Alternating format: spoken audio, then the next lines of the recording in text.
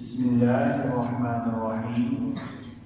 اسلامی تاریخ میں سے ہمارا سلسلہ چل رہا ہے انبیاء کرام علیہ السلام کا تعارف۔ آج ہمارے ساتھ ہیں حضرت داؤد علیہ السلام۔ حضرت داؤد علیہ السلام حضرت عیسیٰ علیہ السلام سے تقریباً 1000 سال پہلے بنی اسرائیل میں پیدا ہوئے۔ آپ ہی نے جالوت کو قتل کر کے بنی اسرائیل کو اس کے ظلم اور ستم سے نجات دلائی تھی۔ حضرت آدم علیہ السلام کے بعد اللہ تعالیٰ نے آپ کو خلیفہ کا لقب عطا کیا۔ آپ بیک وقت نبی، رسول اور بادشاہ تھے۔ اللہ تعالیٰ نے زبور کتاب آپ پر نازل فرمائی۔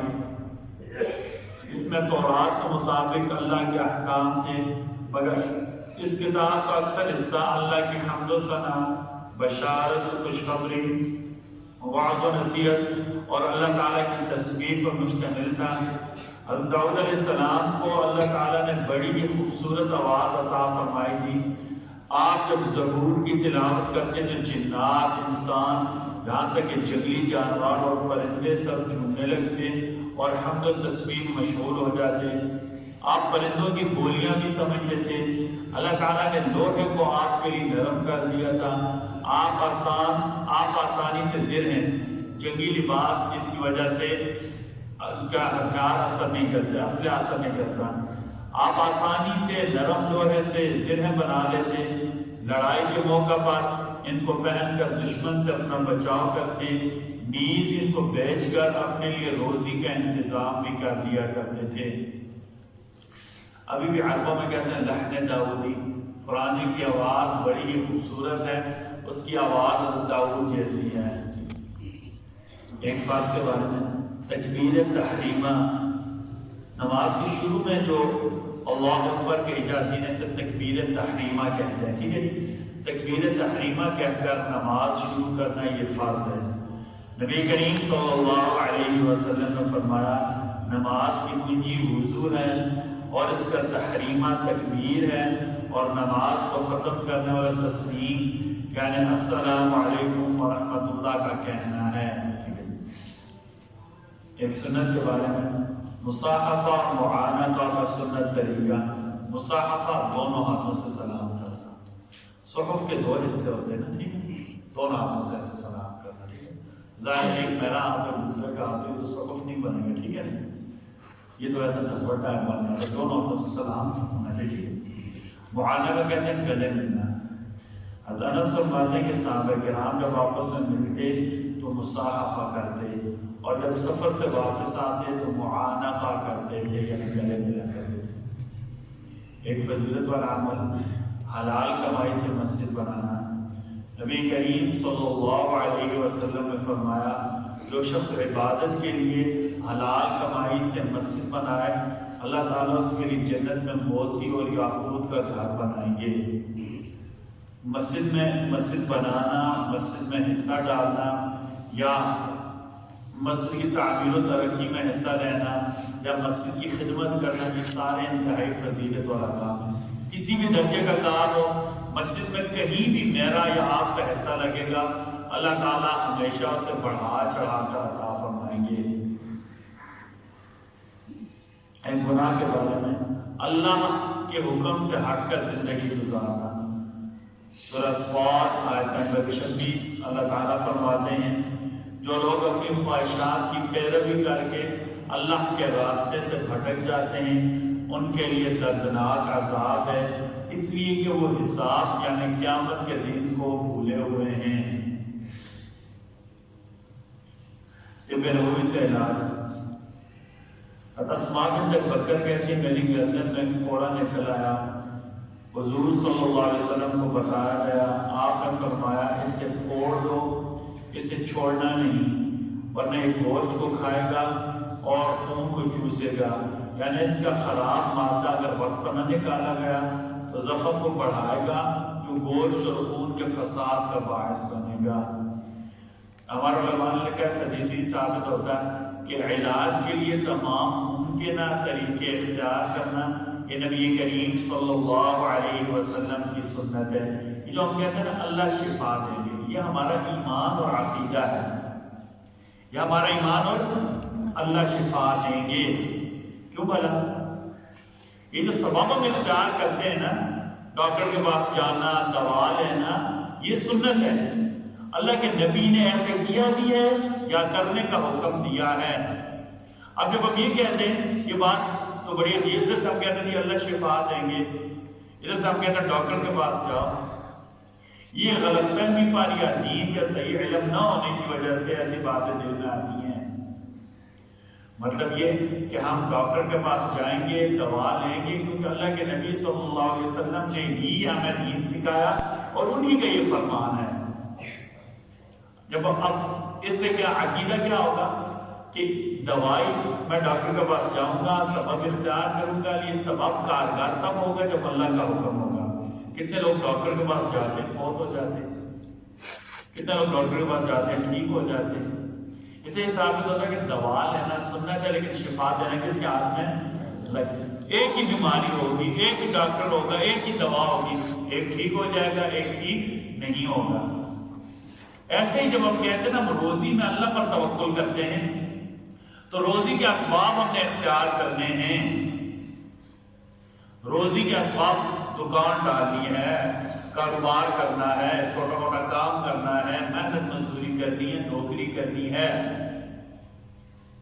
اب ہمارا کیا روزی اللہ دیتے ہیں. مطلب میں دکان ڈالوں گا نا، کئی لوگ دکان ڈالتے ہیں بڑی اچھی چل جاتی ہے، کئی لوگ دکان ڈالتے ہیں کام نہیں ہوتا، کئی لوگوں کو نوکری نہیں ملتی، کئی لوگوں کو نوکری ملتی ہے اس کے باوجود گزارا نہیں ہوتا، کام نہیں ہوتا. مطلب یہ کہ ہم نے سبب اختیار کیا. اب ہمارے نظام کو چلانے والے، ہماری روزی میں برکت عطا فرمانے والے، ہمارے پاس رزق لانے والے اللہ ہی ہیں. سبب لازماً اختیار کرنا ہے. ہمارے بعض بڑوں نے لکھا ہے سبب کا انکار زندگیت ہے، بعض حالات کو کفر تک پہنچا دیتا بندے کو. سبب کا انکار نہیں کرنا، ٹھیک ہے جی، سبب اختیار کرنا ہے، لیکن بھروسہ کس پر کرنا ہے؟ اللہ پر کرنا ہے. ٹھیک ہے، یہ ہمارا کہ فلاں بندہ بڑا نیک جنگل میں بیٹھ کے یہ غلط ہے. ہمارے نبی سے زیادہ کوئی نیک ہے جی؟ آپ تو جنگلوں میں نہیں بیٹھے، آپ نے شادیاں بھی کی، آپ نے کیا کہتے ہیں معاشرے میں زندگی گزاری، لوگوں کے معاملات طے کیے، اسی مکہ میں گزرا، مدینہ میں گزرا. لیکن چیز ہمیں پتہ ہے آپ نے کھایا ایسے، آپ نے پیا ایسے، آپ سب نے فلاں چیز ایسے خریدی. مطلب کیا اسی معاشرے میں رہ کر نا اللہ اور اس کے رسول کے حکموں کو پورا کرنا یہ دین ہے. بھاگ کر جنگل میں چلے جانا، ایک کونے میں بیٹھ جانا، یہ کوئی شریعت یا کوئی دین، بلکہ یہ دین کے مخالف امور ہیں. ٹھیک ہے، یہ دین کے مخالف. اس سے بندے کی مایوسی ظاہر ہوتی ہے. مایوسی شریعت میں جائز نہیں ہے، مایوسی گناہ ہے. اللہ کے ہوتے ہوئے، اللہ ہمارے خالق مالک رازق، اللہ کے ہوتے ہوئے بندہ مایوس کیوں ہو جائے؟ مایوسی گناہ ہے. ٹھیک ہے، مایوسی سے بزدلی پیدا ہوتی ہے بندے کے اندر، اور اللہ تعالیٰ اپنے بندوں کو بزدل نہیں دیکھنا چاہتے. ٹھیک ہے، آپ صلی اللہ علیہ وسلم نے حضرت بکر کی بیٹی کو کہا آپ کو جو پھوڑا نکلا اس کی سرجری کرا دیں، اس کو پھوڑ دیں. خود نہیں پھوڑنے، کسی ڈاکٹر یا حکیم کے پاس جا کر پھوڑنا ہے. ٹھیک ہے، یعنی دوائیوں کے ساتھ سرجری کرنا یہ بھی علاج کی قسموں میں سے ایک قسم ہے جو میرے نبی صلی اللہ علیہ وسلم کی سنت ہے. نبی کریم صلی اللہ علیہ وسلم کی نصیحت. آپ صلی اللہ علیہ وسلم فرمایا جب تمہارے کسی برتن میں کتا منہ ڈال دے تو اسے 7 مرتبہ دھو. عام طور پر کسی برتن ناپاک ہو جائے اسے کتنی مرتبہ دھونا ہے؟ 3 مرتبہ. کتا منہ ڈال دے کتنی دفعہ دھونا ہے؟ پھر آپ نے فرمایا اسے مٹی سے مل کر صاف کر لو. یعنی پہلے دفعہ اندر مٹی، ریت وغیرہ یا صابن وغیرہ ملنا ہے، اس کے بعد 7 مرتبہ سے صاف کر لینا ہے. دیکھیں ہم جب کہتے ہیں نا کہ ہم قرآن نعوذ باللہ سائنس کی کتاب نہیں ہے کہ ہم ہر چیز سائنس کے مطابق ثابت کرتا رہے ہیں. ہمارا اللہ کے نبی کی باتوں پر یقین ہے، سائنس مفروضوں پر مبنی ہوتی ہے، وہ غلط بھی. اور یہ کوئی نہیں ہے کہ ہم کیا کہتے ہیں قرآن کو سائنس کی کتاب میں ہر چیز کو جو ہے ہم کہیں گے لیلا فکر ملنا کہا سے کیا کہتے ہیں راکٹ بنانا ثابت ہوتا ہے، جہاز بنانا ثابت. بھائی اللہ نے الگ طرح کے فرقوں کے ساتھ پھر عمل کے لیے نازل کی ہے، یہ بتانے کے لیے نازل کی ہے کہ اللہ کے نافرمانوں کے ساتھ مسجدوں کو گرانے والوں کے ساتھ ایسے بھی ہو سکتا ہے. ٹھیک ہے، اسے نہیں ہم ثابت کرنا بھائی وہ اب آپ لے کر آئے تھے موجودہ جو راکٹ سائنس ایسے ثابت ہوتی ہے. نعوذ باللہ کو قرآن سائنس کی کتاب تھوڑی ہے یا ہم نے کیا کہتے ہیں فزکس کی یا اس کی کیا کہتے ہیں الیکٹریکل کی کتاب تھوڑی بنا کر، ہم تو عمل کی کتاب ہے قرآن مجید. ٹھیک ہے، یہ چیزیں یہ جو ہم چیزیں بیان کرتے ہیں ہمارا اس پر یقین ہے، سائنس سے زیادہ ہمارا ان پر یقین ہے. ہم سائنس پڑھتے بھی ہیں، سائنس کو مانتے بھی ہیں، لیکن ہمارے یقین کس پر ہے؟ اللہ اور اس کے نبی کی باتوں پر. اللہ کے نبی صلی اللہ علیہ وسلم فرمایا کتا برتن میں منہ ڈال دے تو اسے 7 مرتبہ دھونا ہے. پہلی مرتبہ مٹی وغیرہ سے دھو لینا ہے، صابن وغیرہ سے دھو لینا ہے، اس کے بعد 7 مرتبہ پاک کر لینا ہے. میں نے ایک جگہ پڑھا تھا، اب مجھے یاد ہے کسی اخبار میں نے پڑھا تھا کہ جو ریبیز ہوتے ہیں نا کتے کے جراثیم یا اس کے بعد جو ملتے جلتے جانور ہیں گیدڑ وغیرہ نیولا وغیرہ، ان کے تقریباً جراثیم ملتے جلتے ہوتے ہیں. گیدڑ کتا نیولا ان کے جراثیم ملتے جلتے ہوتے ہیں. تو یہ 1 یا 2 مرتبہ دھونے سے صاف نہیں ہوتے، انہیں 7 مرتبہ دھویا جائے تو یہ صاف ہو جاتے ہیں. ٹھیک ہے، اللہ تعالیٰ ہم سب کو کہنے سننے سے زیادہ عمل کی توفیق عطا فرمائے. بسم اللہ الرحمن الرحیم، بسم اللہ والصلاۃ والسلام علی رسول اللہ، بسم اللہ وعلی ملت رسول اللہ. اللہ جی جو کہا آپ ہمیں اس پر عمل کرنے والا بنا دیں. اللہ جی ہمارا یقین اپنی ذات پر بہت زیادہ بڑھا دیں. اللہ جی ہمارا ایمان مضبوط فرما دیں. ہمیں اپنے نبی صلی اللہ علیہ وسلم کی باتوں پر اعتماد کرنے والا بنا دیں.